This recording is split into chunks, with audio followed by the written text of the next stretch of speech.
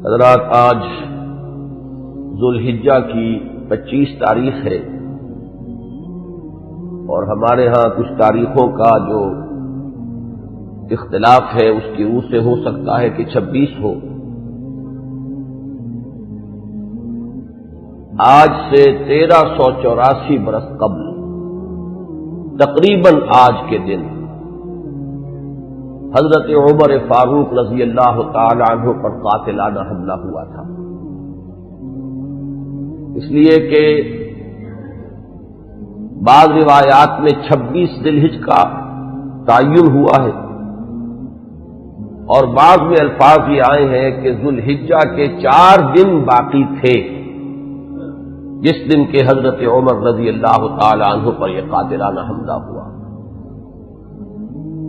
حج سے واپسی کو ابھی چند ہی دن ہوئے تھے اور اسی سفر حج کے دوران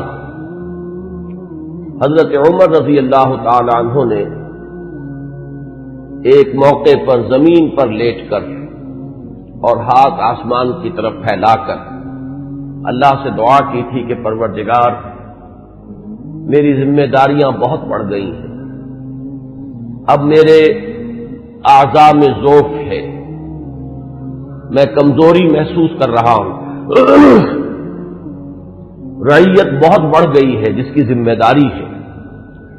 تو مجھے تو اپنے پاس بلا لے اور اٹھا لے اس سے پہلے کہ میں اپنی ان ذمہ داریوں کے بارے میں مسئول بن جاؤں اور ان کا حق ادا نہ کر سکوں۔ تو روایات میں آتا ہے کہ اس کے بعد چند ہی دن اس دنیا میں انہوں نے بسر کیے ہیں، اس کے بعد یہ قاتلانہ حملہ ہوا۔ 3 دن آپ زندگی اور موت کی کشمکش میں مبتلا رہے ہیں۔ ابو لولو فیروز ایک مجوسی ایرانی غلام تھا حضرت مغیرہ ابن شعبہ کا رضی اللہ تعالی عنہ۔ حضرت عمر نے خاص قاعدہ بنایا ہوا تھا، غیر مسلموں کے مدینے میں داخلے پر پابندی تھی۔ حضرت مغیرہ ابن شعبہ نے خاص طور پر سفارش کر کے حضرت عمر سے اجازت حاصل کی ابو لولو فیروز کے لیے کہ اسے مدینے میں آ کر کام کرنے کی اجازت دی جائے، اس لیے کہ وہ بہت سے فنون سے واقف ہے۔ حضرت عمر نے اجازت دے دی۔ چند دنوں کے بعد وہ فریادی بن کر حاضر ہوا حضرت عمر رضی اللہ تعالیٰ عنہ کی خدمت میں کہ میرے آقا جو ہیں حضرت مغیرہ ابن شعبہ رضی اللہ تعالی عنہ وہ مجھ سے بہت زیادہ ٹیکس وصول کرتے ہیں، یعنی یہ معاملہ تھا کہ جو غلام ہوتے تھے وہ اپنا کام کرتے تھے لیکن اپنی آمدنی میں سے ایک حصہ وہ اپنے ان آقاؤں کو دیتے تھے کہ جن کی وہ غلامی میں تھے۔ تو حضرت مغیرہ ابن شعبہ نے جو مقدار مقرر کی 2 درہم روزانہ، اس پر اس نے احتجاج کیا کہ یہ بہت زیادہ ہے۔ حضرت عمر رضی اللہ تعالیٰ عنہ نے اس سے سوال کیا کہ تم کیا کیا کام جانتے ہو؟ جب اس نے گنوائے کہ میں یہ کام جانتا ہوں تو حضرت عمر نے فیصلہ کیا کہ پھر یہ 2 درہم روزانہ زیادہ نہیں۔ اس پر وہ بہت غضبناک ہوا۔ حضرت عمر نے بھی اس سے ایک فرمائش کی کہ میرے لیے ایک ایسی چکی بنا دو جو ہوا سے چلتی ہو اور وہ آٹا پیسے۔ تو اس نے اسی غصے میں یہ کہا کہ ہاں، آپ کے لیے تو میں ایسی چکی بناؤں گا جس کی یاد رہتی دنیا تک باقی رہے۔ اس پر حضرت عمر نے جب وہ چلا گیا تو جو لوگ مجلس میں حاضر تھے ان سے آپ نے فرمایا کہ یہ شخص مجھے قتل کی دھمکی دے گیا ہے۔ لیکن نوٹ کیجئے کہ اسلام نے جو نظام دیا ہے نوع انسانی کو، وہ نظام جو محمد الرسول اللہ صلی اللہ علیہ وسلم نے عطا فرمایا، اور جیسا کہ میں نے بارہا عرض کیا ہے کہ اگر اس کو پوری طرح شباب میں دیکھنا ہو، للی ان بلوم جسے کہتے ہیں انگریزی میں، ایک پھول پوری طرح کھل گیا ہو، اگر وہ نظام اس کیفیت میں آپ دیکھنا چاہیں تو وہ در حقیقت خلافت عمر فاروق کا دور ہے رضی اللہ تعالی عنہ۔ وہ تمام خصائص، وہ تمام برکات جو اس نظام میں ہیں، نظام عدل اجتماعی، وہ اپنے نقطۂ عروج پر نظر آتے ہیں حضرت عمر فاروق رضی اللہ تعالی عنہ کے عہد خلافت میں۔ اسی نظام کا ایک پہلو یہ بھی ہے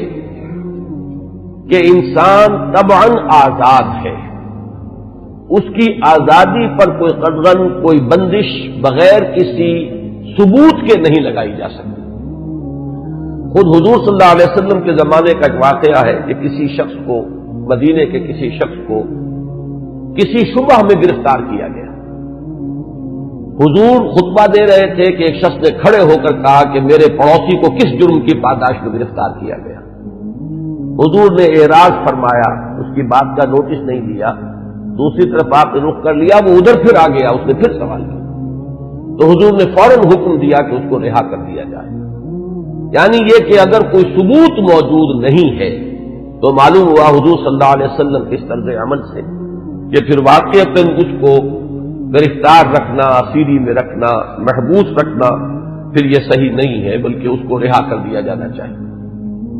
یہی معاملہ ہمیں نظر آتا ہے اپنی اس آخری تکمیلی شان میں کہ حضرت عمر یقین کے ساتھ یہ بات کہہ رہے کہ یہ شخص مجھے قتل کی دھمکی دے گیا ہے، اور عمر فاروق رضی اللہ تعالی عنہ کوئی عام انسان نہیں ہے۔ 10 برس سے زائد عرصہ ہو چکا ہے کہ اسلام کی چکی جو چل رہی ہے تو اس کے مرکز جو ہے اس کے، جیسے کہ میں نے مثال دی تھی کہ حضرت علی رضی اللہ تعالی عنہ نے جب ایک موقع پر فارس کے محاذ پر، ایران کے محاذ پر صورتحال کچھ مخدوش ہو گئی تھی تو حضرت عمر نے یہ ارادہ کیا تھا کہ وہ خود محاذ پر جائیں اور مسلمان افواج کی کمان خود کریں، تو حضرت علی نے مخالفت کی تھی اور انہوں نے مشورہ دیا تھا اور یہ الفاظ فرمائے تھے کہ آپ کا اپنی جگہ سے ہل جانا یہ تو پورے اس نظام کے درہم برہم کرنے کا سبب بن سکتا ہے، اور یہی تشبیہ دی تھی کہ چکی اسی وقت تک چلتی ہے جبکہ اس کی وہ کلی اپنی جگہ پر قائم رہے،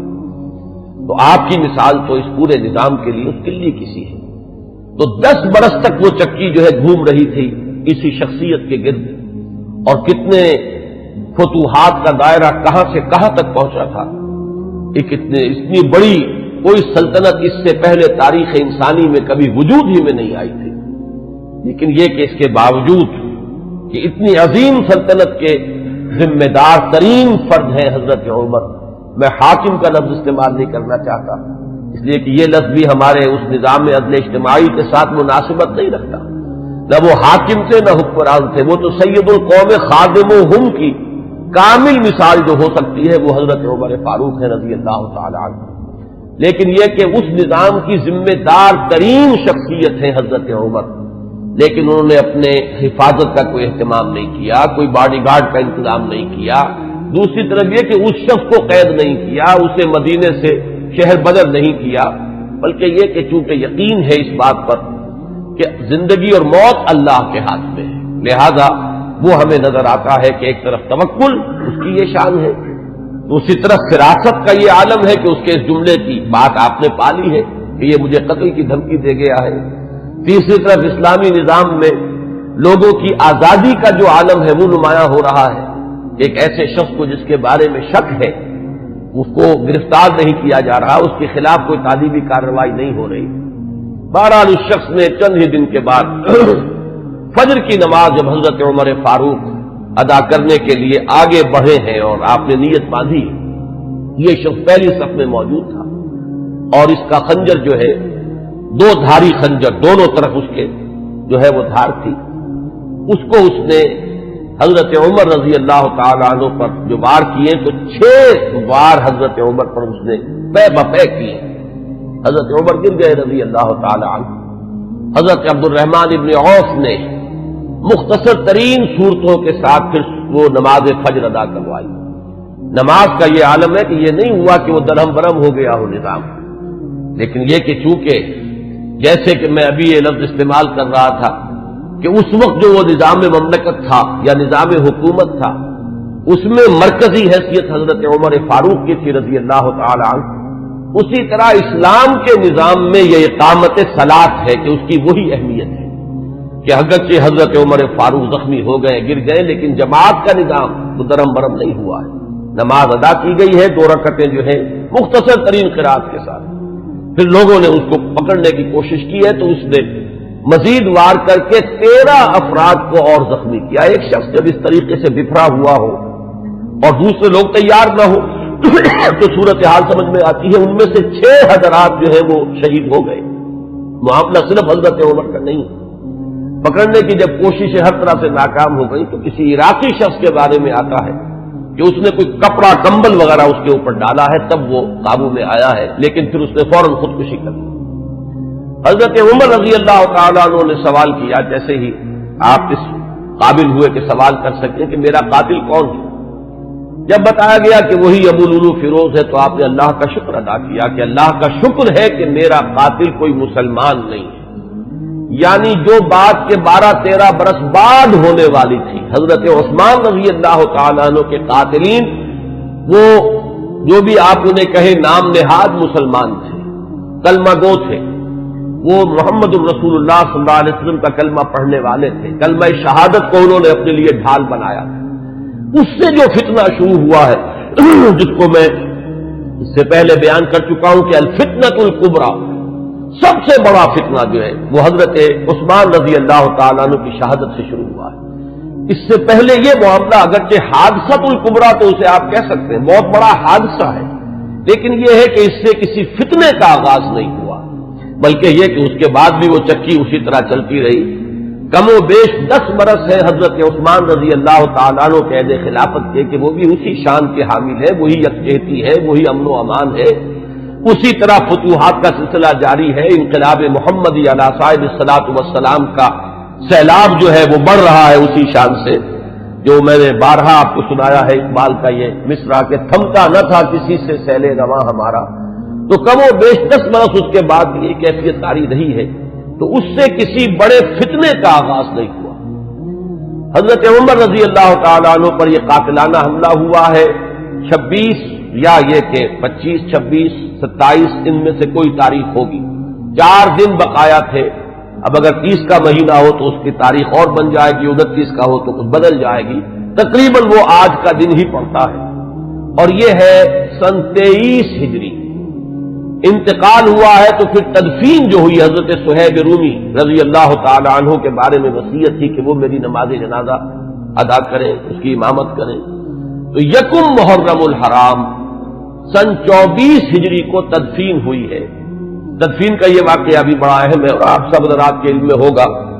کہ حضرت عمر نے اپنے صاحبزادے عبداللہ ابن عمر رضی اللہ تعالی عنہما کو بھیجا حضرت عائشہ کی خدمت میں کہ میری بڑی خواہش ہے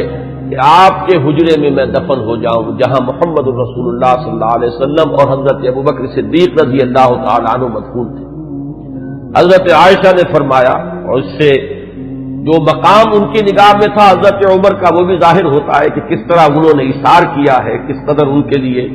یہ مرحلہ کٹھن ہوگا فیصلے کا کہ اس حجرے میں صرف ایک قبر کی جگہ اور تھی۔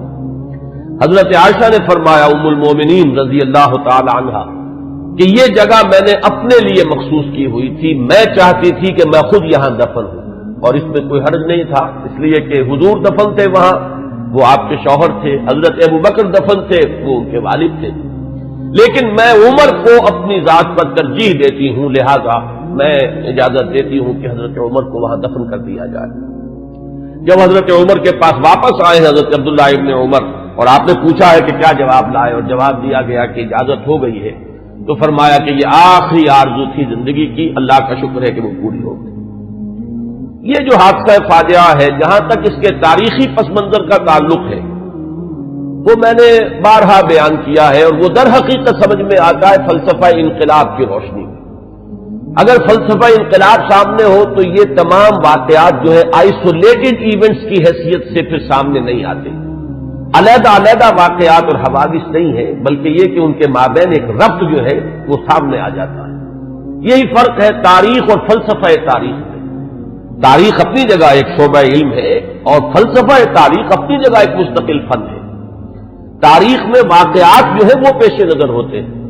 اور فلسفہ تاریخ جو ہے وہ ان واقعات کا پس منظر، ان کے اسباب و علل، ان کے عواقب و نتائج،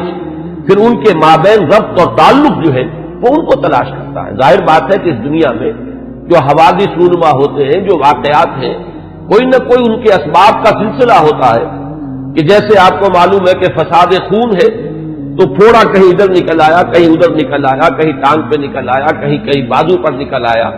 تو وہ علیحدہ علیحدہ پھوڑے نظر آتے ہیں، لیکن یہ کہ ایک طبیب جانتا ہے کہ در حقیقت یہ ایک ہی مرض ہے جس کا کہ یہ ظہور ہو رہا ہے، سبب ایک ہے، یہ سلسلہ اندر جو ہے جڑا ہوا ہے۔ تو فلسفہ انقلاب کے حوالے سے جو باتیں میں بارہا عرض کر چکا ہوں، میرا اصل میں آج کا اصل موضوع وہ نہیں ہے۔ میں آج تو اذکار فاروقی رضی اللہ تعالی عنہ، حضرت عمر کی سیرت کے بعض پہلو اور ان کی عظمت کا کچھ بیان کرنا چاہتا ہوں، اور اس کے لیے بھی آج کی میری تقریر جو ہے بالکل مختلف ہوگی کہ میں باضابطہ یہ کتاب لے کر آیا ہوں تاریخ الخلفاء سیوطی کی رحمہ اللہ، اور اس سے میں کچھ احادیث، کچھ روایات پڑھ کر سنانا چاہتا ہوں، تاکہ صرف وہ ایک ہوائی قسم کی بات نہ ہو جو جس کے بارے میں یہ گمان کیا جائے کہ یہ کسی خطیب کی خطابت ہے یا کوئی لفاظی ہے، بلکہ الفاظ سامنے آئیں جو محمد الرسول اللہ صلی اللہ علیہ وسلم نے فرمائے یا جو اور دوسرے صحابہ کرام نے حضرت عمر کی شان میں بیان کیے ہیں۔ تو میں باضابطہ آج وہ عبارتیں آپ کو پڑھ کر سناؤں گا، لیکن اس وقت میں چند منٹوں میں دوہرا دیتا ہوں کہ وہ فلسفہ انقلاب کے حوالے سے بات کیا ہے کہ وہ اگر سامنے ہو تو یہ تمام واقعات جو ہیں بالکل ایک سلسلے کی کڑیاں نظر آئیں گی۔ یہ میں نے بار عرض کیا ہے کہ انقلاب جو ہے اس کا خاصہ یہ ہے کہ پہلے وہ کسی ایک ملک میں آتا ہے اور ایک بڑی جان گسل ایک جد و جہد ہے اور بڑی طویل ایک جد و جہد ہے جس کے بعد انقلاب آتا ہے، اس لیے کہ انقلاب کے معنی چہروں یا ہاتھوں کا بدلنا نہیں ہے بلکہ نظام کا بدلنا ہے۔ نظام جب بدلتا ہے تو جو سابق نظام کے اندر جن لوگوں کے مفادات وابستہ ہوتے ہیں، جن کا ویسٹڈ انٹرسٹ ہوتا ہے، وہ کبھی یہ برداشت نہیں کرتے ایک طبقے کی حیثیت سے کہ ان کے مفادات پر کوئی زد پڑے، وہ اسٹیٹس کو چاہتے ہیں کہ جیسا ہے ویسا رہے، اس میں کوئی تبدیلی بنیادی طور پر اس نظام میں نہ آئے۔ یہ تو ہو جائے کوئی حرج نہیں کہ ایک چچا نہیں تو بھتیجا آ جائے، بھتیجا نہیں تو چچا آ جائے، ایک بھائی نہیں دوسرا بھائی برسر اقتدار آ جائے، ایک جاگیردار نہیں دوسرا جاگیردار آ جائے، بہرحال وہ اپنا ہی بھائی بند ہے، وہ جاگیرداروں کے مفادات ہی کو پیش نظر رکھے گا، ایک سرمایہ دار نہیں دوسرا سرمایہ دار آ جائے، تو یہ تو ہو جائے کوئی حرج نہیں کہ گاؤں رفت اور خر آمد یا خر رفت و گاؤں آمد، اس میں کوئی حرج نہیں، لیکن کوئی بنیادی تبدیلی نہ ہو۔ انقلاب بنیادی طور پر نظام کو بدلتا ہے، لہذا بڑی زبردست جد و جہد اور کشمکش کے بعد یہ انقلاب دنیا میں آتا ہے۔ اس کے 6 مراحل میں نے بارہا بیان کیے۔ آخری چیز جو ہوتی ہے وہ یہ ہے کہ جب مخالف انقلاب قوتیں یہ دیکھتی ہیں کہ اب ہمارا بس نہیں چل رہا، یہ انقلاب تو اب جیسے آپ آج کل ایک الفاظ عوامی نعرے کے طور پر سنتے ہیں کہ آوے ہی آوے، کہ اب تو نظر آ رہا ہے کہ انقلاب تو آئے گا، اس کا کوئی راستہ روکنے والا نہیں ہے، تو آخری حربہ ان کا یہ ہوتا ہے کہ اس وقت وہ کونوں کھدروں میں دبک جاتے ہیں اور منتظر رہتے ہیں کہ پھر کبھی کوئی موقع آئے، کوئی بہت ہی مناسب موقع، کوئی اپارچن مومنٹ کہ اس پر پھر ہم ضربے کاری دوبارہ لگائیں، اس وقت دبک جاؤ، اس وقت جو ہے اپنے سر نیچے کرو۔ اس کو کہتے ہیں کاؤنٹر ریولیوشنری موومنٹ۔ تو حضور صلی اللہ علیہ وسلم کی 20 سالہ جد و جہد کے نتیجے میں جب عرب میں انقلاب کی تکمیل ہو گئی تو مخالف انقلاب قوتوں نے بھی اس وقت جو ہے گردن جھکا دی۔ وہ منتظر تھے کہ پھر کوئی موقع آئے تو ہم کھڑے ہو جائیں اور پھر اس انقلاب کو ناکام کریں۔ یہ در حقیقت ہوا ہے پھر خلافت ابوبکر صدیق رضی اللہ تعالیٰ عنہ کے زمانے میں۔ حضور کا انتقال ہوا، مسلمانوں کے دل زخمی تھے، مسلمانوں کا مورال ظاہر بات ہے، اس کا آپ تصور کیجئے کتنا جو ہے اس وقت مجروح ہو چکا تھا۔ اس وقت پھر یہ قوتیں ابری ہیں، ایک طرف تو نئے مدعیان نبوت کھڑے ہو گئے اسلام کی بیخنی کے لیے، دوسری طرف زکوٰۃ کے مانعین منکرین زکوٰۃ۔ منکرین زکوٰۃ کا مطلب یہ نہیں ہے کہ انہوں نے زکوٰۃ کا انکار کیا تھا، صرف یہ کہتے تھے کہ ہم حکومت کو ادا نہیں کریں گے، اپنے طور پر کریں گے۔ یہ دو قوتیں جو ابری ہیں دونوں کی دونوں اندرون ملک عرب سے ابری ہیں، کوئی باہر کی قوت اس میں نہیں تھی بلکہ اندرون ملک عرب، کیونکہ ابھی تک انقلاب کی تکمیل بھی تو عرب ہی کی حد تک ہوئی تھی، تو جو مخالف انقلاب قوتیں وہ بھی وہیں سے ابری۔ حضرت ابوبکر صدیق رضی اللہ تعالیٰ عنہ کے مناقب کا یہ بہت اہم باب ہے کہ ایک آئرن ول کے ساتھ، ایک آہنی عظیمت کے ساتھ، بلکہ یوں کہیے کہ کوہ ہمالیہ جیسی عظیمت کے ساتھ انہوں نے مقابلہ کیا اور ان تمام مخالف انقلاب تحریکوں کو اور قوتوں کو کچل کر، اور پھر انہوں نے ذمہ داری جو ہے سنبھالی حضرت عمر فاروق کو، اور بہت جلد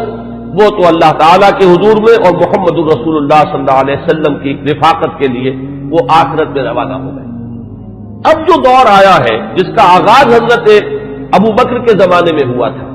ویسے تو یہ کہ غزوہ تبوک اور غزوہ موتا حضور کی حیات طیبہ میں ہوئے ہیں، لیکن ابھی تک کوئی فتوحات کا دائرہ جو ہے حضور کے زمانے میں نہیں تھا۔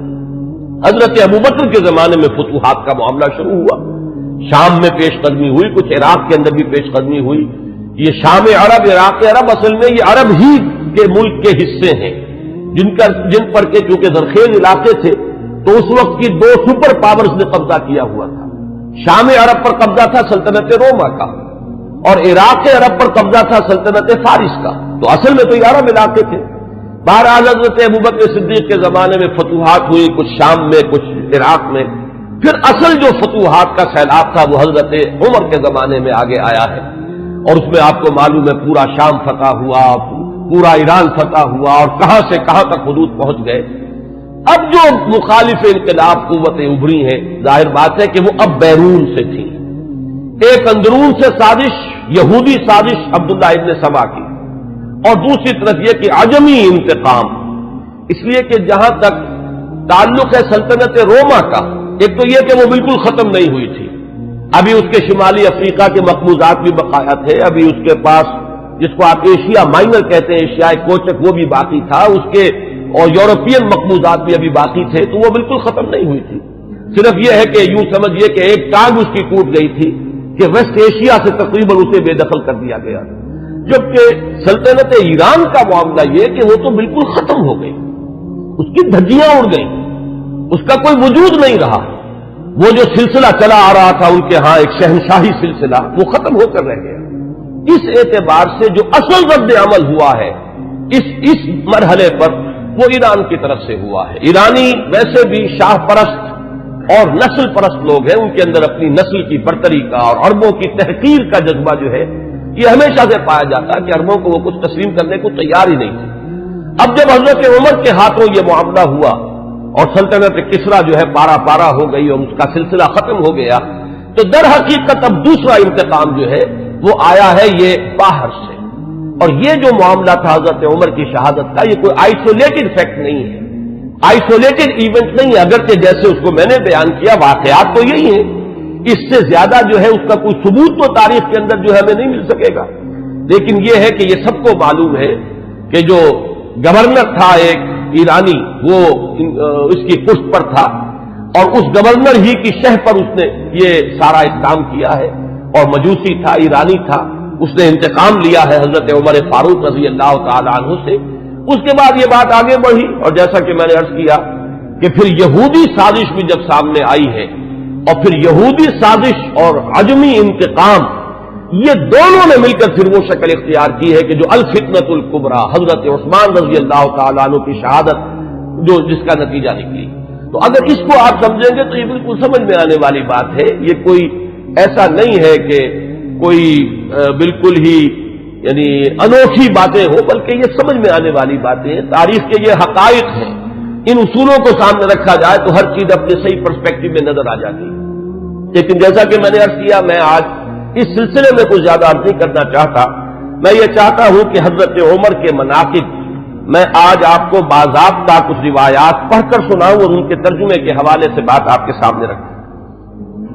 سب سے پہلی بات ان کی شخصیت کے ضمن میں یہ ہے کہ اگرچہ ایک روایت تو یہ بھی ملتی ہے، علامہ ذہبی نے یہ رائے ظاہر کی ہے کہ حضرت عمر جب ایمان لائے ہیں تو ان کی عمر 27 برس تھی رضی اللہ تعالی عنہ، لیکن یہ کہ غالباً انہیں مغالطہ ہوا ہے۔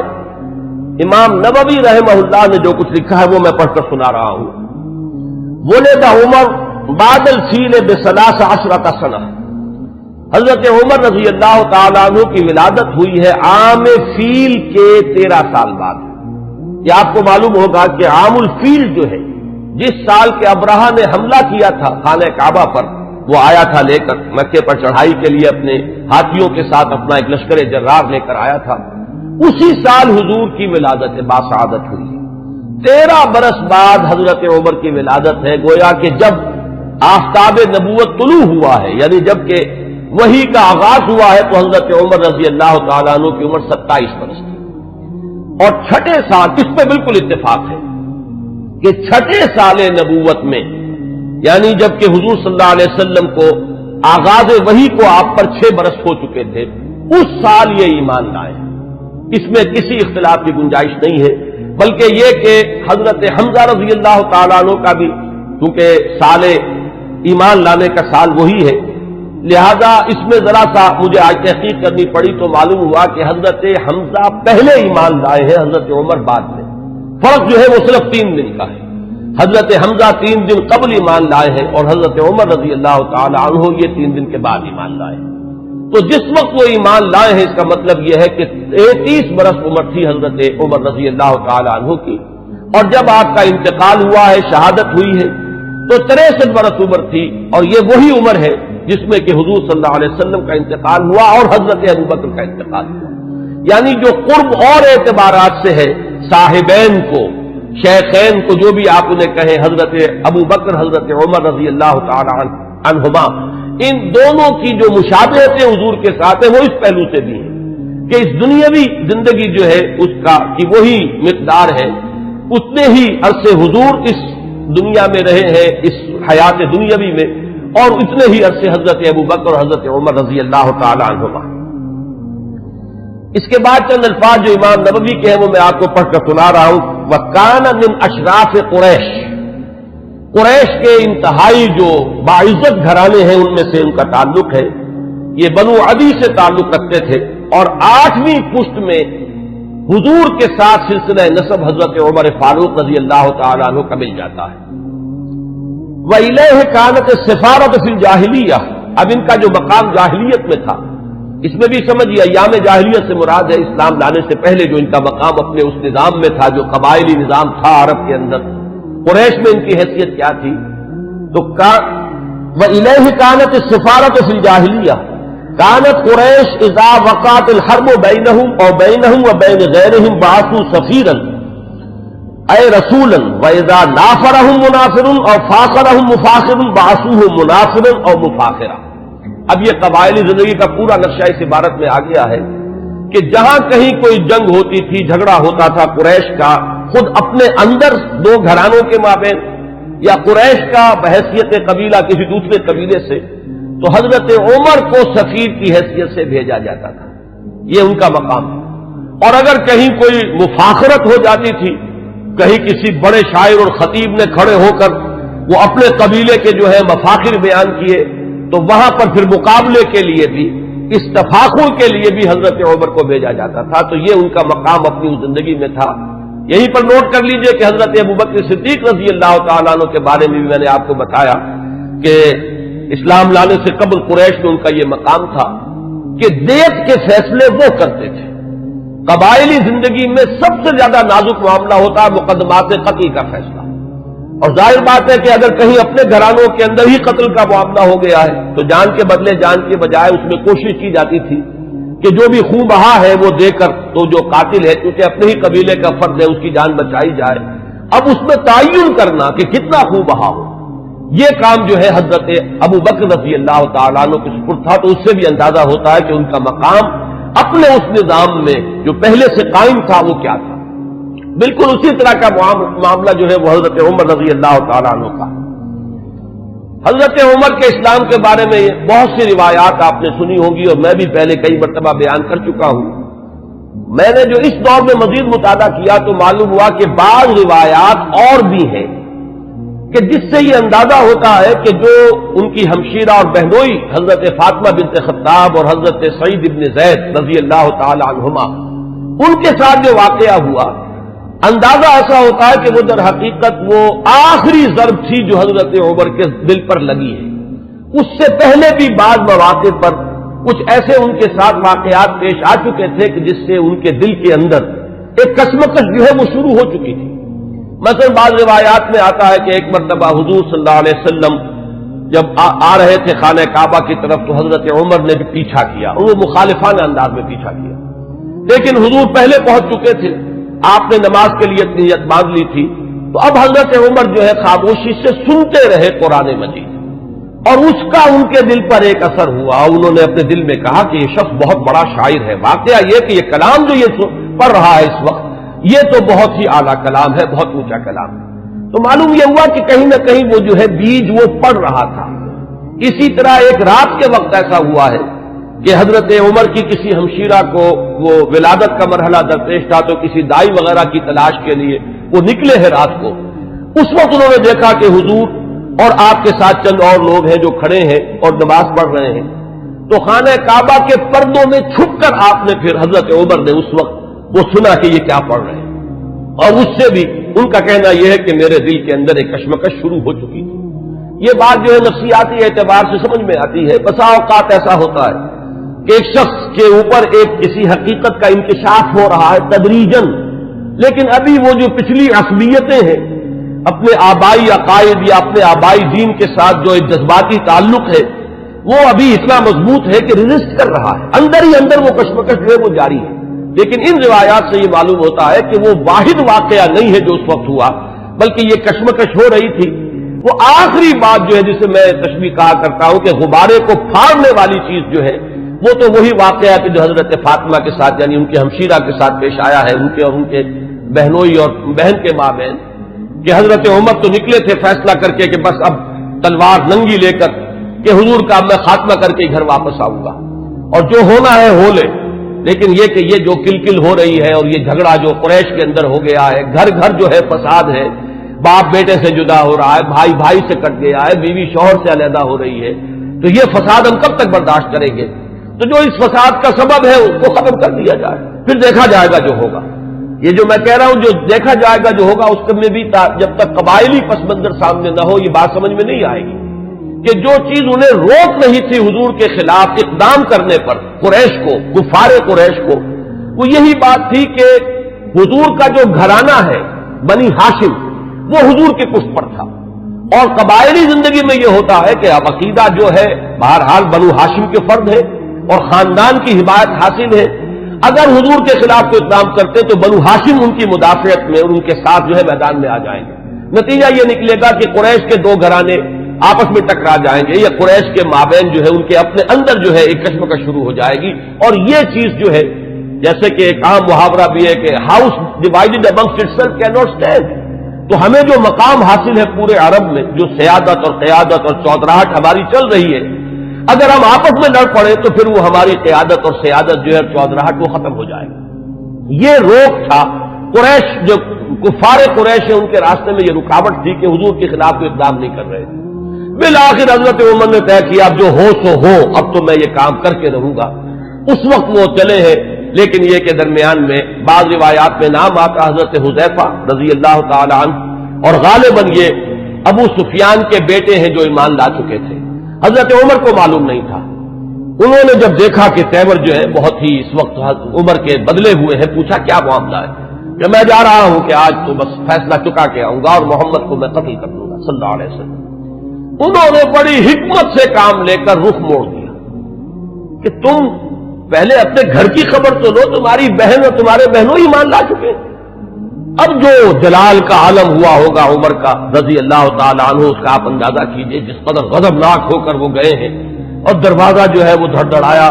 تو وہ اندر اس وقت جو ہے حضرت خباب بن الارت آئے ہوئے تھے رضی اللہ تعالیٰ عنہ، اور وہ انہیں سورہ طٰہٰ ابھی نازل ہوئی تھی، تو میاں بیوی جو ہے حضرت سعید ابن زید اور فاطمہ بنت خطاب جو ان کی زوجہ ہے حضرت سعید کی، انہیں وہ سورہ طٰہٰ پڑھا رہے تھے۔ تو اسی میں یہ پہنچ گیا، اندازہ ہو گیا عمر ہے، تو انہوں نے چھپایا حضرت خباب کو تو کہ ان کے تو آتے ہی شاید تھر ہی قلم کر دے، میں تو پھر بھی بہن ہوں، اور یہ شوہر جو ہے نہ صرف یہ کہ بہنوئی ہے بلکہ چچا زاد بھائی ہے، اس لیے کہ حضرت عمر کے والد خطاب اور دادا نفیل ہی کے بیٹے تھے حضرت زید۔ میں حضرت اس لیے کہہ رہا ہوں اگرچہ وہ حضور پر وحی کے آغاز سے پہلے جو ہے ان کا انتقال ہو گیا، لیکن موحد کامل تھے وہ، اور ان کے بیٹے حضرت سعید، تو یہ چچا زاد بھائی ہیں آپس میں، تو چچا زاد بھائی بھی ہے بہنوئی بھی ہے، تو کچھ نہ کچھ بات تو کرے گا۔ لیکن یہ کہ خباب بن الارت رضی اللہ تعالیٰ عنہ اس کا تو جو ہے سر قلم کر دیتے حضرت عمر، لیکن یہ کہ بہرحال اس کے بعد جو واقعہ وہ آپ نے اکثر نے سنا ہوگا، مارنا شروع کیا، بہنوئی کو مارا، لہو لہان کر دیا، بہن آئی ہے درمیان میں، اس کے ایک تھپڑ زور کا مارا ہے کہ پورا چہرہ جو ہے وہ خون سے آلودہ ہو گیا۔ اس حالت میں انہوں نے پھر جو ایک عزیمت کا اظہار کیا کہ عمر چاہے تم ہمیں جان سے مار دو، لیکن یہ کہ اب یہ دین جو ہم نے اختیار کیا ہے، جس حق کا دامن ہم نے تھاما ہے، اب ہم اسے اپنے ہاتھ سے دینے کے لیے تیار نہیں۔ اس وقت اصل میں وہ آخری ضرب جس کو میں کہتا ہوں، وہ آخری ضرب اس وقت لگی ہے حضرت عمر کے دل پر، اور انہوں نے پھر یہ پوچھا کہ کیا پڑھ رہے تھے، مجھے بتاؤ تم وہ کلام کون سا ہے۔ اب حضرت فاطمہ کی جرأت دیکھیے رضی اللہ تعالی عنہ، ان کا کہ نہیں تم نجس ہو، مشرک ہو، پہلے تم پاک ہو تب لا یمسہ الا المطہرون۔ ان روایات میں یہ الفاظ آئے ہیں کہ استدلال کیا ہے اسی آیت سے حضرت فاطمہ نے کہ یہ کلام وہ کلام ہے سورہ واقعہ میں جو آیات آئی ہیں کہ انہ لقرآن کریم فی کتاب مکنون لا یمسہ الا المطہرون، اسے ہاتھ نہیں لگا سکتے۔ تو وہ صحیفے تھے اور آگ سے تھے کچھ جن پر لکھی ہوئی تھی سورہ طٰہٰ، انہوں نے غسل کیا اور پھر وہ جیسے جیسے پڑھتے گئے معلوم ہوا کہ وہ حجابات جو رہے سہے تھے وہ بھی اترتے چلے گئے، تانا بانا جو ہے دل دھلتا چلا گیا، اور وہ پھر اس کے بعد حاضر ہوئے ہیں۔ تو دروازے پر بیت ارقم میں جہاں حضور اس وقت مقیم تھے، دروازے پر حضرت حمزہ کا نام بھی آتا ہے کہ حضرت حمزہ بھی وہاں پہرے پر تھے جبکہ حضرت عمر پہنچے ہیں، لیکن یہ کہ پھر وہ ایمان لائے۔ تو یہ واقعہ جو ہے اور حضرت عمر کے مزاج کے بارے میں، یہ صدیقین اور شہداء اور ان کے خاص مزاج، یہ میں تفصیلاً پہلے بیان کر چکا ہوں، اس لیے اسے نہیں دہرا رہا۔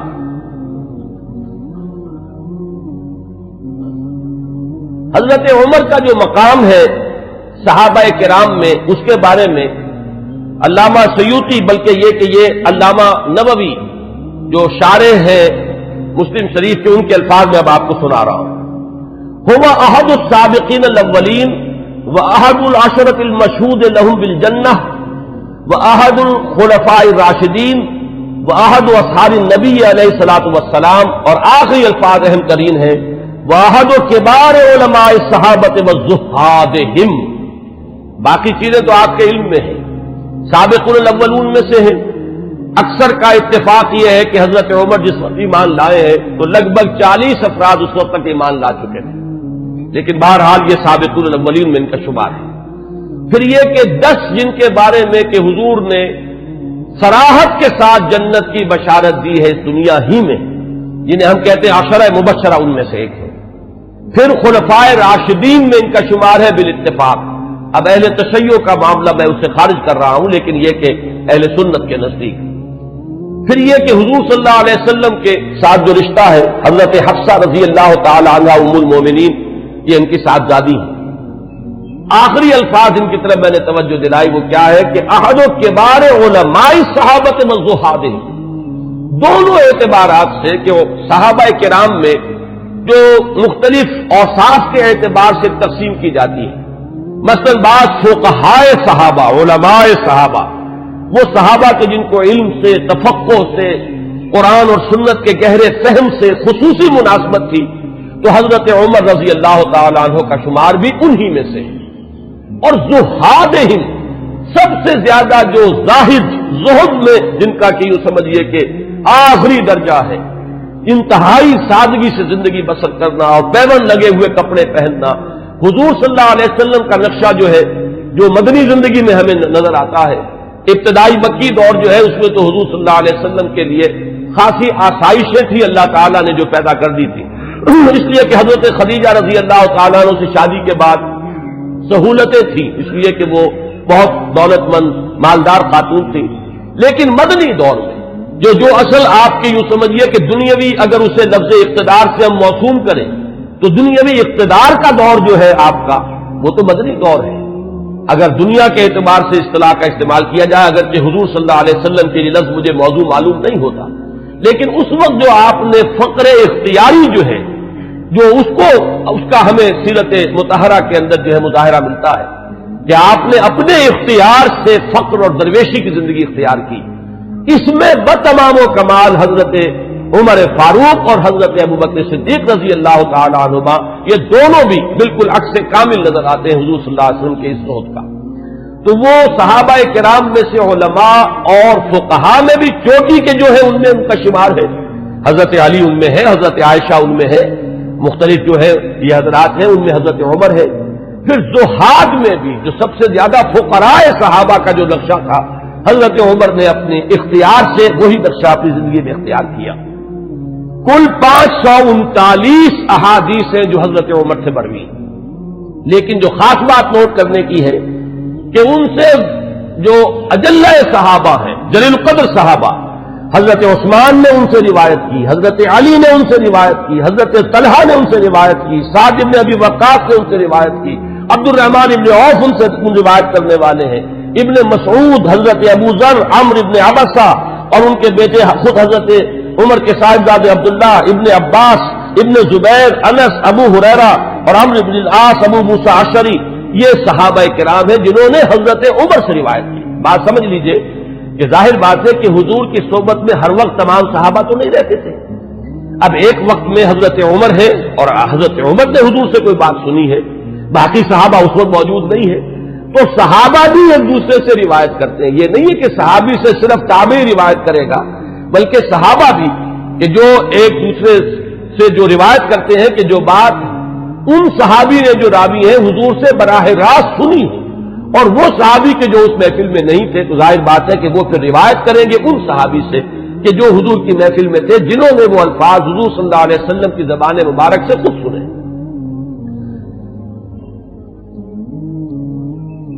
दो रिवायात अब मैं आपको सुना रहा हूं हजरत उमर के इस्लाम के ज़िमन में जो हुजूर की दुआ मंकूल है। एक दुआ जो है इसमें मशहूर है, आम तौर पर हजरत उमर के मौजू पर, सीरत के मौजू पर जो तकरीरें आपने सुनी होंगी उनमें आपकी सुनने में आई होगी। एक दूसरी है, वो भी मैं चाहता हूं कि आज आप सुन लें। पहली रिवायत इमाम तिरमिज़ी रहमतुल्लाह अलैह लाए है और इसके रावी हजरत अब्दुल्लाह इब्न उमर है रज़ी अल्लाह तआला अन्हुमा। अन्ना नबी अलैहिस्सलातु वस्सलाम क़ाल,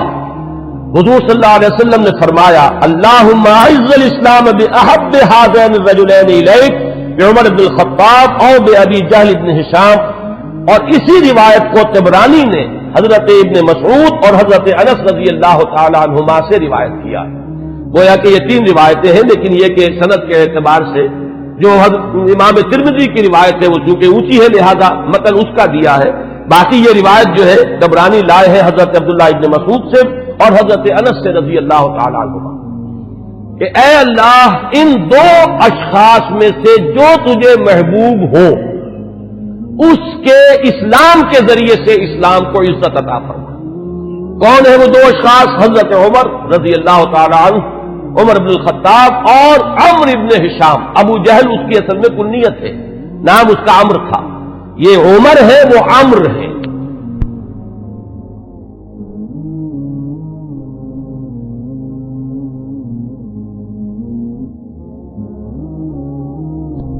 अम्र इब्न आस, वाव आएगा उसमें, लेकिन वो अमरू नहीं है बल्कि अम्र है। अम्र इब्न आस, ये अम्र इब्न हिशाम था।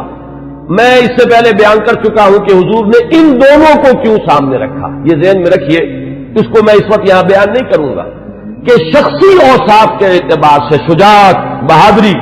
जिस चीज को तस्लीम कर ले फिर उसके लिए गर्दन कटवाने के लिए तैयार हो जाना।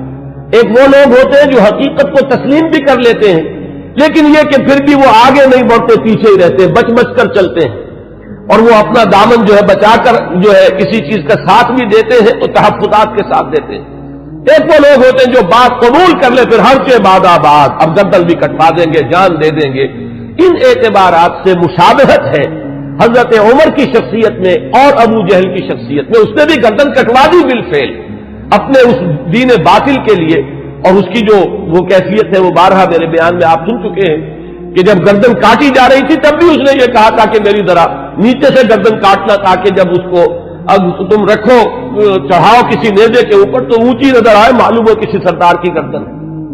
तो ये मिजाज हजरत उमर का भी इस्लाम लाने से पहले मिजाज यही था। पहलवान आदमी थे तो काश के मेलों में शहजोरी का मुजाहरा किया करते थे, कुश्तियां किया करते थे। और ये इम्तिजाज जो हजरत अली रज़ी अल्लाह तआला अन्हु में हमें नजर आता है कि वो शुजा भी थे और बहुत बड़े आलिम भी थे। यही इम्तिजाज हजरत उमर की शख्सियत में, इंतहाई शुजा, बहादुर, मैदान के मर्द, कुश्तियां लड़ने वाले, मुकाबला करने वाले, और फिर यह कि बहुत बड़े माहिर अंसाब। ये बहुत बड़ा इल्म था उस वक्त, बहुत बड़े नाकिद और जो अशार के महासिन हैं उनको परखने वाले, उसके बारे में राय देने वाले। और फुकहा में तो फिर जो उनका मकाम है वो आपको मालूम ही है कि ये सलाहियतें भी तमाम कमाल, ये इल्मी और ज़हनी सलाहियतें भी। اور پھر عملی جو ہے معاملہ وہ تو اظہر من الشمس ہے ہی. تو اس اعتبار سے ابو جہل ایک پہلو سے مشابہ تھا اگر وہ بھی ایمان لے آتا. اور سورہ علق جو ہے قرآن مجید کے 30ویں پارے میں جس میں شروع میں 5 آیتیں وہ ہے کہ جو تقریباً اجماع ہے کہ وہ اولین وحی ہے جو حضور پر ہوئی ہے، اس میں جس شخص کا ذکر ہے وہ یہی ابو جہل ہے کہ اگر یہ شخص ایمان لے آتا تو کیا ہوتا. ارأیت ان کذب وتولی الم یعلم بان اللہ یری. یہ شخص جو ہے جو حضور صلی اللہ علیہ وسلم کی مخالفت میں قبر بستا ہے، اگر یہی شخص کہیں اسلام لے آتا تو واقعہ یہ کہ وہ عمر ثانی ہوتا، پھر حضرت عمر رضی اللہ تعالیٰ عنہ کے انداز کی اس کی شخصیت بھی ہوتی. تو یہ روایت جو ہے یہ تو بارہا آپ نے سنی ہوگی. اب ایک اور روایت میں آپ کو سنا رہا ہوں. اس کو امام حاکم نے حضرت عبداللہ ابن عباس رضی اللہ تعالیٰ عنہما سے روایت کیا ہے، اور اس کو امام طبرانی بھی لائے ہیں اپنی اوسط میں، تو وہ لائے ہیں حضرت ابو بکر سے روایت کر کے، اور اپنی کبیر جو ہے معجم الکبیر اس میں یہ حدیث ثوبان کی حیثیت سے آئی ہے. اس کے الفاظ سنیے. عن ابن عباس رضی اللہ تعالی عنہما ان النبی صلی اللہ علیہ وسلم قال اللہم اعز الاسلام بعمر بن الخطاب خاصتا. اس روایت میں ابو جہل کا نام نہیں ہے بلکہ خاص طور پر گویا کہ حضرت عمر ہی کے لیے حضور صلی اللہ علیہ وسلم دعا فرمائی اور اللہ تعالیٰ نے قبول فرمائی. اسی لیے ہمارے ہاں علماء حضرت عمر کے لیے لفظ استعمال کیا کرتے مراد رسول، کہ جن کے لیے خاص طور پر حضور صلی اللہ علیہ وسلم نے دعا کی ہے اور اللہ تعالیٰ نے آپ کی دعا کو شرف قبول عطا فرمایا ہے اور حضرت عمر بن الخطاب کو ایمان کی توفیق عطا فرمائی. اب میں آپ کو کچھ تو وہ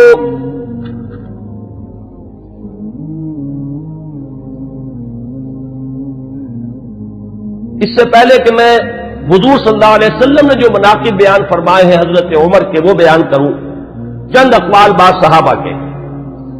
اخرج ابن سعد عن ذکوان قال قلت لعائشہ من سمى عمر الفاروق قالت النبی صلی اللہ علیہ وسلم. یہ ابن سعد طبقات ابن سعد کی روایت ہے ذکوان سے. وہ کہتے ہیں کہ میں نے حضرت عائشہ ام المومنین عائشہ صدیقہ رضی اللہ تعالیٰ عنہ سے سوال کیا یہ لفظ فاروق حضرت عمر کے نام کا جز کیسے بن گیا، کس نے نام رکھا فاروق حضرت عمر کا؟ حضرت عائشہ نے فرمایا خود حضور نے صلی اللہ علیہ وسلم. اس کی وجہ کیا ہے اگلے اقوال میں وہ آ جائے گی کہ جب حضرت عمر ایمان لائے تو پہلا شخص جس نے اپنے ایمان کا برملا اعلان کیا ہے اور جا کے نماز پڑھی ہے خانہ کعبہ میں کھلم کھلا وہ حضرت عمر ہے. گویا کہ انہوں نے حق و باطل کے مابین ایک حد فصل قائم کر دی، یا یوں کہیے کہ 2 ادوار ہیں مکی دور میں، ان 2 ادوار میں حد فاصل ہے، فرق کر دینے والے حضرت عمر ہیں. باقی بات صحابہ کے اقوال میں آپ کو اور سنا رہا ہوں تاکہ ان کی بھی آپ کے سامنے جو کنٹینٹ ہے واضح ہو جائے. واخرج ابن ماجہ والحاکم عن ابن عباس رضی اللہ عنہما. امام ابن ماجہ یہ تو آپ کو معلوم ہے کہ صحاح ستہ میں شامل ہے، اور امام حاکم نے روایت کیا ہے حضرت عبداللہ ابن عباس رضی اللہ تعالی عنہما سے قال وہ فرماتے ہیں لما اسلم عمر رضی اللہ عنہ نزل جبرائیل فقال یا محمد صلی اللہ علیہ وسلم لقد استبشر اہل السماء باسلام عمر. جب حضرت عمر ایمان لائے تو حضرت عبداللہ ابن عباس فرماتے ہیں کہ حضرت جبرائیل حاضر ہوئے حضور کی خدمت میں صلی اللہ علیہ وسلم علیہ الصلوۃ والسلام، اور انہوں نے یہ فرمایا کہ اے نبی صلی اللہ علیہ وسلم آسمان والے بھی خوشیاں منا رہے ہیں عمر کے اسلام لانے سے. واخرج البخاری عن ابن مسعود رضی اللہ عنہ قال ما زلنا عزة منذ اسلم عمر رضی اللہ عنہ. حضرت ابن مسعود رضی اللہ تعالیٰ عنہ سے روایت ہے، امام بخاری کی روایت ہے، یہ صحیح بخاری کی روایت. وہ فرماتے ہیں کہ جب ایمان لے آئے حضرت عمر تو پھر ہم پر کمزوری نہیں رہی، پھر ہم قوت والے ہو گئے، عزت والے ہو گئے. اب وہ بات نہیں رہی کہ ہم دبے دبے تھے، بلکہ ہماری بھی اب جو ہے ہمتیں بڑھ گئی. ابن سعد کی روایت ہے طبرانی اور ابن سعد کی ابن مسعود سے رضی اللہ تعالی عنہ، یہ ان کا قول ہے. کان اسلام عمر فتحا وکانت ہجرتہ نصرا وکانت امامتہ رحمتا وَلَقَدْ رَأَيْتُنَا وَمَا نَسْتَطِيعُ أَن نُّصَلِّيَ إِلَى الْبَيْتِ حَتَّى أَسْلَمَ عُمَرُ فَلَمَّا أَسْلَمَ عُمَرُ قَاتَلَهُمْ حَتَّى تَرَكُونَا فَصَلَّيْنَا. حضرت عبداللہ ابن مسعود جو ہے یہ مناقب میں بیان فرما رہے ہیں، حضرت عمر کا اسلام لانا گویا کہ اسلام کی فتح تھی، ان کی ہجرت اسلام کی نصرت تھی، ان کی امامت اسلام کے حق میں رحمت تھی، اور ہم اپنے آپ کو دیکھتے تھے، یعنی ایمان لا چکے تھے لیکن ہم بیت اللہ میں نماز نہیں پڑھ سکتے تھے جب تک کہ عمر اسلام نہیں لے آئے۔ جب عمر اسلام لے آئے تو پھر انہوں نے مقابلہ کیا کفار کا، تو انہوں نے پھر ہم سے تعارض کرنا چھوڑ دیا، اب ہم نے بیت اللہ میں نمازیں پڑھنی شروع کر دی۔ یہی وہ لفظ ہے جس کی وجہ سے کہ حضرت عمر فاروق قرار پا رہے ہیں۔ واخرج ابن سعد والحاکم عن حذیفہ رضی اللہ عنہ لما اسلم عمر كان الاسلام كالرجل المقبل لا يزداد الا قربا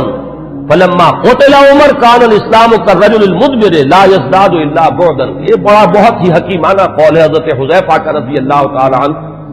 اور اسے امام حاکم نے اور ابن سعد نے دونوں نے روایت کیا ہے۔ یہ حضرت حذیفہ فرما رہے ہیں کہ جب حضرت عمر اسلام لے آئے تو اسلام ایک آنے والے شخص کے مانند ہو گیا کہ جو شخص آ رہا ہو وہ ہر لحظہ آپ سے قریب تر ہوتا چلا جا رہا ہے۔ گویا کہ یہ اسلام کی ترقی کا ایک اور اسلام کے اقبال کا یہ ایک کی علامت بنا ہے حضرت عمر کا اسلام لانا۔ ولما قتل عمر، اور جب عمر شہید کر دیے گئے رضی اللہ تعالی عنہ، کان الاسلام کالرجل المدبر، تو اب اسلام ایک جانے والے شخص کے مانند ہو گیا، لا یزداد الا بعدا، کہ جو جانے والا ہے وہ ہر قدم جو اٹھاتا ہے وہ ہم سے اور دور ہوتا چلا جاتا ہے۔ گویا کہ اسلام کی عزت کا جو نقطہ عروج ہے، کلائمیکس ہے، وہ حضرت عمر کی ذات ہے کہ در حقیقت ان کے ساتھ ہی اسلام کا دور اقتدار شروع ہوا، غلبہ دور۔ وہ حدیث جو ہے بہت اہم ہے جو امام مسلم لائے ہیں حضرت ابو ہریرہ رضی اللہ تعالی عنہ سے، کہ حضور نے فرمایا بدا الاسلام غریبا وسیعود کما بدا فطوبى للغرباء۔ اسلام کا جب آغاز ہوا ہے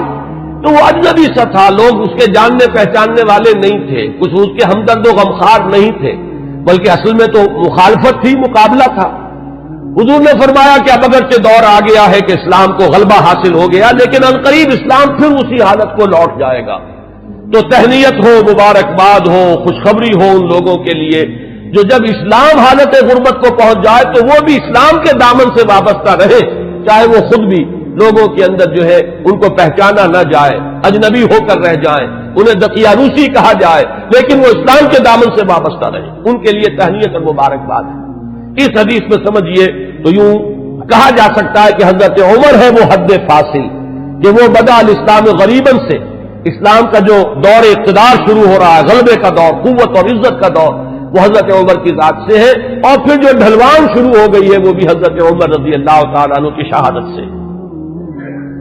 واخرج الطبرانی عن ابن عباس رضی اللہ عنہما قال اول من جہر بالاسلام عمر بن الخطاب، سب سے پہلے جس شخص نے اسلام کا اعلان کیا علی الاعلان وہ حضرت عمر ہے۔ یہ حضرت عبداللہ ابن عباس رضی اللہ تعالیٰ عنہما کا قول ہے۔ ہجرت کے ضمن میں بھی ایک روایت ہے، میں چاہتا ہوں کہ اگرچہ اس کا ذکر پہلے بھی آیا ہے لیکن آج لفظاً میں سنا دینا چاہتا ہوں۔ اخرج ابن عساکر عن علی رضی اللہ عنہ، اس روایت کے راوی حضرت علی ہیں۔ قال ما علمت احد الحاجر الا مختفیا الا عمر بن الخطاب، حضرت عمر فرماتے میں نہیں جانتا کسی بھی شخص کو مگر یہ کہ اس نے ہجرت کی ہے خفیہ طریقے پر سوائے عمر بن الخطاب، یعنی جو بھی ہجرت کے لیے نکلتا تھا خفیہ طریقے سے نکلتا تھا، لوگوں کو معلوم نہ ہو جائے، خامخواہ راستہ روکیں گے، کوئی تکلیف پہنچائیں گے، سوائے حضرت عمر کے۔ اب آپ اس حضرت علی رضی اللہ تعالیٰ عنہ کی زبان سے حضرت عمر کی جو ہجرت ہے اس کا پورا واقعہ سنیے۔ فَإِنَّهُ لَمَّا هَمَّ بِالْهِجْرَةِ، اس لیے کہ جب حضرت عمر نے ارادہ کیا ہجرت کا، تَقَلَّدَ سَيْفَهُ، تو انہوں نے اپنی جو ہے تلوار جو ہے وہ لی، گردن میں ڈالی، وَتَنَكَّبَ قَوْسَهُ، اپنی کمان جو ہے وہ اپنے کندھے میں ڈالی، وَانْتَقَضَ فِي يَدِهِ أَسْهُمًا، اور اپنے ہاتھ میں تیر بھی لے لیے تیار کہ کمان سے کے ساتھ جو ہے وہ تیر جو ہے ہاتھ میں موجود ہو۔ وَأَتَى الْكَعْبَةَ، اور آئے وہ مسجد حرام میں کعبے کے پاس، وَأَشْرَافُ قُرَيْشٍ بِفِنَائِهَا، اور قریش کے بڑے بڑے سردار جو ہیں وہ کعبے کے صحن میں، یہی جس وقت مسجد حرام کہلاتی ہے، خانہ کعبہ تو وہی گھر ہے اس کے ساتھ جو صحن ہے یہ فنا ہے اس کا صحن ہے. فطاف سبعا، تو 7 چکر لگائے حضرت عمر رضی اللہ تعالیٰ عنہ نے اسی کیفیت کے اندر خانہ کعبہ کے. ساتھ ہی آپ کو معلوم ہوگا اشواط ہوتے ہیں جب عمرے کے لیے یا حج کے اندر جب بھی وہ طواف کیا جاتا تو ساتھ ہے. ثم صلی رکعتین عند المقام، پھر مقام ابراہیم کے پاس آ کر پورے سکون سے 2 رکعتیں پڑھی. ثم اتی حلقہم واحد واحدۃ، پھر جو لوگ بیٹھے ہوئے تھے ایک ایک کے پاس آ کر انہوں نے کہا فقالت شاہق الوجوہ، لوگ چہرے جو ہے وہ کملا گئے، عزت ختم ہوئی. اور اس کے بعد فرمایا من اراد ان تسکلہ امہ او ییتم ولدہ او ترمل زوجتہ، جس شخص کی بھی یہ خواہش ہو کہ اسے روئے اس کی ماں اور یتیم ہو جائے اس کے بچے اور بیوہ ہو جائے اس کی بیوی، فلیلقنی وراء ھذا الوادی، تو وہ آئے اور اس وادی کے پیچھے ذرا مجھ سے مقابلہ کر لے. یہ اعلان کر کے ذرا الفاظ غور کیجئے، جس کا بھی ارادہ ہو، جو چاہتا ہو کہ اسے اس کی ماں روئے اور اس کے بچے یتیم ہو جائے اور اس کی بیویاں یا بیوی جو ہے وہ بیوہ ہو جائے، تو ذرا آ جائے میرا مقابلہ کر لے. فرمایا حضرت علی فرماتے فما تبعہ منہم احد، ان میں سے کسی کو یہ جرأت نہیں ہوئی کہ وہ حضرت عمر کا پیچھا کرتا. اس کے بعد اب چند احادیث میں آپ کو سنا رہا ہوں جو حضرت عمر کی شان میں، اگرچہ امام سیوطی نے تو یہ بہت سے اس میں نقل کیے ہیں، لیکن میں یہ چاہتا ہوں کہ صرف صحاح کی جو روایات ہے وہ آپ کو سناؤں. باقی یہ کہ ابن عساکر اور حاکم مختلف اور طبرانی یہ جو یعنی کتابیں حدیث کی ہیں جن کا درجہ بہرحال وہ نہیں ہے، وہ آپ میں سے جس کو بھی شوق ہوگا وہ اس کو اپنے طور پر مطالعہ کر لے گا. لیکن یہ روایات جو ہیں یہ تو متفق علیہ. اخرج الشیخان عن ابی ہریرہ رضی اللہ عنہ، اب یہ حضرت امام بخاری اور امام مسلم دونوں کی یعنی کا اتفاق ہے اس روایت پر. قال، حضرت ابو ہریرہ فرماتے ہیں قال النبی علیہ الصلوۃ والسلام، حضور صلی اللہ علیہ وسلم نے فرمایا بین انا نائم، کہ اسی اثناء میں کہ میں سویا ہوا تھا، رأیتنی فی الجنہ، میں نے اپنے آپ کو جنت میں پایا. یہ خواب کا ذکر فرما رہے ہیں حضور. فَإِذَا امْرَأَةٌ تَتَوَضَّأُ إِلَىٰ جَانِبِ قَصْرٍ، تو میں نے دیکھا کہ ایک عورت، ایک خاتون ہے، ایک بہت بڑا قصر ہے، محل ہے، اس کے ساتھ کوئی لان ہوگا، پائن باغ ہوگا، اس میں وہ وضو کر رہی ہیں. قُلْتُ لِمَنْ هَٰذَا الْقَصْرُ، میں نے پوچھا، فرشتوں سے پوچھا ہوگا آپ نے، کس کا ہے یہ محل؟ قالوا لعمر، تو مجھے بتایا گیا کہ یہ عمر کا محل ہے. فذکرت غیرتک، اب یہ بات بھی حضور فرما رہے حضرت عمر سے کہ عمر اس وقت مجھے تمہاری غیرت کا احساس ہوا کہ گویا کہ وہ تمہاری زوجہ ہیں جنت میں جن کو میں نے دیکھا، تو مجھے اندازہ ہوا تمہاری تو بڑی غیرت ہے تمہاری طبیعت میں کہ میں نے تمہاری بیوی کو دیکھا اس وقت. تو حضرت فَلَّيْتُ مُدْبِرًا، تو میں تمہاری غیرت کا خیال کر کے فوراً وہاں سے پلٹ گیا، ہٹ گیا. فَبَكَى عمر، حضرت عمر اس پر رو پڑے. وَقَالَ عَلَيْكَ غَارٌ يَا رَسُولَ اللَّهِ، تو انہوں نے فرمایا کہ حضور کیا میں آپ سے غیرت کروں گا؟ کیا اس کا کوئی امکان ہے کہ میری غیرت جو ہے وہ آپ کے معاملے کے اندر اس طریقے سے جاگے؟ بہرحال اس حدیث نے حضرت عمر کا جو مقام ہے اس کو واضح کیا. پھر سنیے، اخرج الشیخان عن ابن عمر ان رسول اللہ صلی اللہ علیہ وسلم قال، یہ بھی متفق علیہ روایت ہے. حضور نے فرمایا بین انا نائم شربت، میں ایک سویا ہوا تھا، خواب ہی میں نے پیا، یعنی اللبن، کیا پیا؟ دودھ پیا. حتی انظر الری یجری من اظفاری، اتنا پیا کہ وہ جو اس کے تر و تازگی اس سے پیدا ہوئی، میں نے محسوس کیا کہ اس کا اثر میرے ناخونوں تک پہنچ گیا. وہ تازگی جو ہے یا وہ قوت جو حاصل ہوئی اس سے وہ میرے ناخونوں سے ٹپک رہی ہے، بہہ رہی ہے. ثم ناولتہ عمر، پھر میں نے وہ پیالہ جو ہے وہ عمر کو دے دیا. قالوا فما اولتہ یا رسول اللہ، صحابہ نے پوچھا حضور آپ نے اس خواب کی کیا تعبیر کی؟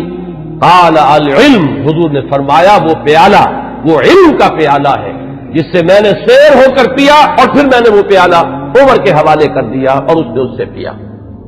پھر سنیے تیسری حدیث، اخرجہ الشیخان، پھر اس حدیث کے راوی بھی دونوں ہیں امام بخاری امام مسلم. عن ابی سعید الخدری رضی اللہ عنہ، حضرت ابو سعید خدری فرماتے ہیں قال سمعت النبی صلی اللہ علیہ وسلم، حضور صلی اللہ علیہ وسلم سے میں نے خود سنا، یقول، یہ فرماتے ہوئے بینا انا نائم رأیت الناس عرضوا علی وعلیہم قمص، میں سویا ہوا تھا، میں نے دیکھا بہت سے لوگ میرے سامنے پیش کیے گئے، انہوں نے قمیصیں پہنی ہوئی ہیں لیکن ان قمیصوں کا سائز جو ہے بڑا مختلف ہے۔ فمنها ما یبلغ الصدع، ان میں سے کچھ ایسے بھی تھے کہ جن کی قمیضیں صرف سینے تک پہنچتی تھیں۔ ومنها ما یبلغ دون ذلك، بہت سے ایسے تھے جن کی قمیضیں لمبی تھیں، اس سے زیادہ تھیں۔ وعرض علی عمر، اور اب میرے سامنے عمر کو پیش کیا گیا، وعلیہ قمیص یجرہ، ان پر اتنی لمبی قمیص تھی، اتنی لمبی قمیص پہنی ہوئی تھی، زیب تن کیے ہوئے تھے کہ وہ اسے گھسیٹ رہے تھے، یعنی وہ پیچھے پیچھے جو ہے، جیسے کہ پچھلے زمانے کے اندر بادشاہوں کا رواج ہوتا تھا ان کے، اور یہ ہمارے ہاں بھی جو جانگلیوں میں آپ نے دیکھا ہوگا تہمت جو ہے وہ زمین میں گھسٹتا ہوا چلے اپنے فخر اور غرور کے اظہار کے لیے، وہ نقشہ جو ہے کہ وہ اپنے اس قمیص کو گھسیٹ رہے ہیں۔ قالا، تو لوگوں نے پوچھا، قالو فما اولتہ یا رسول اللہ، حضور آپ نے اس کی کیا تعبیر فرمائی؟ قالا دین، حضور نے فرمایا دین ہے یہ، لوگوں کے حصے میں دین کے مختلف حصے آئے ہیں، کسی کے پاس بہت ہے، کسی کے پاس کم ہے، کسی کے پاس زیادہ ہے۔ حضرت عمر رضی اللہ تعالی عنہ کو اللہ تعالیٰ نے دین کی دولت سے جس درجے سرفراز فرمایا وہ اس حدیث میں اس تمثیل سے واضح ہوئی۔ پھر سنیے، یہ بھی پھر متفق علیہ روایت ہے، یہ میں چاہتا ہوں کہ آپ حضرات کے سامنے یہ چیزیں آئیں تو اس پوری سند کے ساتھ آئیں، کس درجے کی یہ روایات ہے، یہ کہانیاں نہیں ہیں، یہ صرف زور خطابت نہیں ہے کہ جو لوگ اپنے انداز کے اندر آپ حضرات کے سامنے بیان کرتے ہوں، بلکہ یہ کہ یہ حقائق ہیں وہ کہ جو ہمارے ہاں مستند ترین، اب ظاہر بات ہے کہ قرآن کے بعد مستند ترین ہمارے ہاں تو یہی دو کتابیں ہیں، صحیحین، صحیح بخاری اور صحیح مسلم، اس میں کسی کو بھی اہل سنت میں کسی شک و شبے کی گنجائش نہیں، اور ان کی یہ متفق علیہ روایات ہے۔ اس کے راوی حضرت سعد بن ابی وقاص رضی اللہ تعالی عنہ قال قال النبی علیہ الصلوۃ والسلام یا ابن الخطاب، حضرت سعد بن ابی وقاص فرماتے ہیں کہ حضور صلی اللہ علیہ وسلم نے فرمایا، اے خطاب کے بیٹے رضی اللہ عنہ، والذی نفسی بیدہ ما لقیک الشیطان سالکا فجا قط الا سلک فجا غیر فجک، اے خطاب کے بیٹے میں یہ دیکھتا ہوں کہ جس راستے سے تو چل رہا ہوتا ہے شیطان جو ہے اس راستے سے کنی کترا کر کسی اور گھاٹی میں سے نکل جاتا ہے، یعنی وہ آمنا سامنا کرنے کی قوت نہیں رکھتا ہے اے عمر تمہارے ساتھ۔ اب روایت جو ہے یہ صرف بخاری کی ہے، متفق علیہ نہیں، لیکن اصح الکتب بعد کتاب اللہ تو یہ صحیح بخاری ہے۔ عن ابی ہریرہ قال النبی علیہ الصلوۃ والسلام لقد كان فيما قبلكم من الامم ناس محدثون فإن يكن في امتي احد فإنه عمر، حضرت حضور صلی اللہ علیہ وسلم کا فرمان کیا ہے؟ حضرت ابو ہریرہ راوی ہے کہ حضور نے فرمایا کہ تم سے پہلی جتنی امتیں گزری ہیں، جتنے رسولوں کو اللہ تعالیٰ نے امتیں عطا فرمائیں، ان میں محدث ہوتے تھے۔ محدث وہ ہے، اس کو میں نے پہلے بھی کبھی عرض کیا تھا کہ یہ لفظ جو ہے زبر اور زیر کے فرق سے بہت اس کے اندر معنی کا جو ہے فرق واقع ہو جاتا ہے۔ محدث یہ تو ہمارے ہاں محدثین کرام، امام بخاری، حدیث نبوی کے ماہرین عالمین وہ ہے محدثین، اور محدث وہ شخص ہوتا ہے جس سے اللہ کلام کرے، جس سے اللہ کی طرف سے الہام ہوتا ہو، وہ محدث ہے۔ حضور نے فرمایا کہ تم سے پہلے جتنی امتیں بھی گزری ہیں ان میں محدث ہوتے تھے، میری امت میں اگر کوئی محدث ہے تو وہ عمر ہے رضی اللہ تعالی عنہ۔ اس کا ایک بڑا گہرا تعلق ہے کہ کتنی چیزیں، کتنے معاملات ہیں، اگرچہ میں نے نشان تو اور بہت سی روایات کے اوپر بھی لگائے ہوئے ہیں، لیکن میں سمجھتا ہوں کہ میں اسی پر اکتفا کروں۔ البتہ ایک چیز جو ہے حضرت عمر رضی اللہ تعالیٰ عنہ کے مناقب میں جو اہم ترین ہے وہ میں چاہتا ہوں کہ ذرا چند منٹ اور لے کر آپ کے سامنے بیان کر دوں، اور وہ اسی سے کہ محدث اس شخص کو کہتے ہیں جس سے اللہ ہم کلام ہوتا ہو، جس پر الہام ہوتا ہو، جس کا ملأ اعلیٰ کے ساتھ اتنا گہرا روحانی تعلق ہو، جس کی ذہنی مناسبت ہو کہ جو بات جو ہے دین میں ابھی آئی نہیں ہے وہ بھی حضرت عمر رضی اللہ تعالیٰ عنہ کے مزاج کی مناسبت سے ان پر منکشف ہو جاتی تھی۔ چنانچہ آپ نے خطبوں میں، ہمارے ہاں اہل سنت کے خطبوں میں جب مختلف نام لیے جاتے ہیں خلفائے راشدین کے، تو ہر ایک کی شان میں کچھ الفاظ بارہا آپ نے سنے ہوں گے۔ چنانچہ حضرت ابوبکر کے بارے میں الفاظ آتے ہیں کہ تمام لوگوں میں انبیاء کے بعد بالاتفاق جو افضل ترین انسان ہے وہ حضرت ابوبکر ہیں. حضرت عمر کے بارے میں الفاظ آتے ہیں الذی کان رأیہ موافقا بالوحی والکتاب، عمر بن الخطاب رضی اللہ عنہ. اس میں چونکہ کچھ قافیہ بھی ملانے کی جن حضرات نے بھی یہ خطبہ مرتب کیا ہے، عربی زبان میں چونکہ اس کی بھی ایک اہمیت ہے، صوتی آہنگ ہوتا ہے تو کچھ قافیے بھی ملائے گئے ہیں. جامع آیات القرآن عثمان ابن عفان رضی اللہ تعالیٰ عنہ. اس طریقے سے تو حضرت عمر کے بارے میں یہ الفاظ آپ نے بہت سنے ہوں گے کہ الذی کان رأیہ موافقا بالوحی والکتاب، وہ شخص کے جس کی رائے وحی اور کتاب کے موافق تھی. میں نے ایک مرتبہ یہ عرض کیا تھا اور آج پھر جسارت کر رہا ہوں کہ غیر شعوری طور پر ان الفاظ نے حضرت عمر کا درجہ گھٹا دیا ہے، اس لیے کہ یہ شان تو ہر صحابی کی ہے. ہو ہی نہیں سکتا کہ وحی اور کتاب کے موافق ان کی رائے نہ ہو. جب وحی اور کتاب آ گئی تو اب کسی صحابی کی یہ شان ہے ہی نہیں. جیسے کہ قرآن مجید میں فرمایا گیا کہ ما کان لمؤمن ولا مؤمنۃ اذا قضى الله امرا ان يكون له الخيرة في امره. جب اللہ اور اس کے رسول کی طرف سے کوئی فیصلہ صادر کر دیا جائے پھر کسی مومن اور مومنہ کے لیے یہ ممکن ہی نہیں ہے کہ اس کے بعد بھی وہ کوئی اپنا اختیار سمجھے اور اپنی کوئی رائے علیحدہ رکھے. تو اس حد تک تو حضرت عمر کی بات بھی اگر ہے تو وہ تو تمام صحابہ کے ساتھ ہے. اصل شان تو یہ ہے کہ الذی کان الوحی والکتاب موافقا برأیہ. حضرت عمر کی شان یہ ہے کہ وحی اور کتاب نازل ہوئی ہے ان کی رائے کی موافقت میں. ایک رائے ان کی طرف سے پہلے آئی ہے اور کلام اللہ میں وہ حکم اس کے مطابق نازل ہو گیا ہے. ظاہر بات ہے کہ اس کا سبب نزول یہ نہیں ہے کہ حضرت عمر نے یہ فرمایا معاذ اللہ، لیکن یہ کہ وہ موافقت نزول سے قبل کی مناسبت، وہ ذہنی اور باطنی اور روحانی اور قلبی جو مناسبت حضرت عمر کو حاصل تھی اس حقیقت کے ساتھ، اس کی وجہ سے جو بات آپ کے ذہن میں آتی تھی اسی کے مطابق قرآن مجید میں پھر حکم نازل ہو جاتا تھا. امام عبداللہ شیبانی نے 21 اس کی مثالیں دی ہیں، جس کو کہ یہاں اس وقت جو ہے میں ظاہر بات ہے کہ نقل نہیں کر سکتا. ان میں سے 5-6 جو بہت اہم ہیں وہ میں گنوا رہا ہوں. سب سے پہلی بات یہ کہ حضرت عمر نے یہ فرمایا تھا، عرض کیا تھا حضور صلی اللہ علیہ وسلم سے لَاتَّخَذْنَا مِن مقام ابراہیم مصلی. حضور کیا ہی اچھا ہو اگر ہم مقام ابراہیم کو اپنی جائے نماز بنائیں، ہم یہاں پر نماز ادا کیا کریں. فنزلت، اور اس کے بعد یہ آیت نازل ہو گئی وَاتَّخِذُوا مِن مقام ابراہیم مصلی. یہ الفاظ جو ہے تقریباً بالکل وہی ہے کہ جو الفاظ حضرت عمر نے اپنے قول میں استعمال کیے تھے بالکل اسی کے مطابق یہ وہی نازل ہوئی. اسی طرح دوسری بات حضرت عمر ہے جنہوں نے حضور صلی اللہ علیہ وسلم سے فرمایا، عرض کیا تھا یا رسول اللہ يدخل على نسائك البر والفاجر فلو امرتهن ان يحتجبن، کہ حضور آپ کے گھروں میں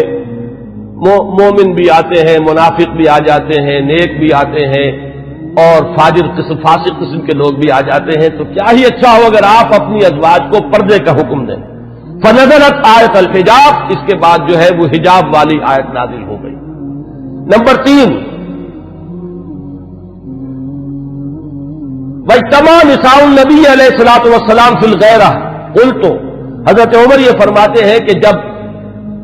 حضور صلی اللہ علیہ وسلم کی ازواج مطہرات نے وہ ایک ایکا کر لیا تھا، یہ واقعہ ہے جو آتا ہے سیرت میں، حضور صلی اللہ علیہ وسلم سے نان نفقے کے مطالبے کے لیے کہ کچھ ہمارا بھی جو ہے روزینہ بڑھا دیا جائے، کچھ ہمارے لیے بھی وسعت ہو جانی چاہیے. جیسے حضرت فاطمہ حاضر ہوئی تھی حضور کی خدمت میں کہ اب تو عام لوگوں کے گھروں کے اندر جو ہے بڑی خوشحالی ہے تو مجھے بھی کوئی کنیز یا غلام عنایت ہو جائے. اسی طرح ازواج مطہرات کا معاملہ ہے، انہوں نے بھی اسی دلیل سے کہ اب تو عام لوگوں کے گھروں کے اندر بڑی خوشحالی ہو گئی ہے تو کچھ نہ کچھ ہمیں بھی وسعت اور کشادگی کا انتظام کر دیا جائے. تو جب یہ معاملہ ہوا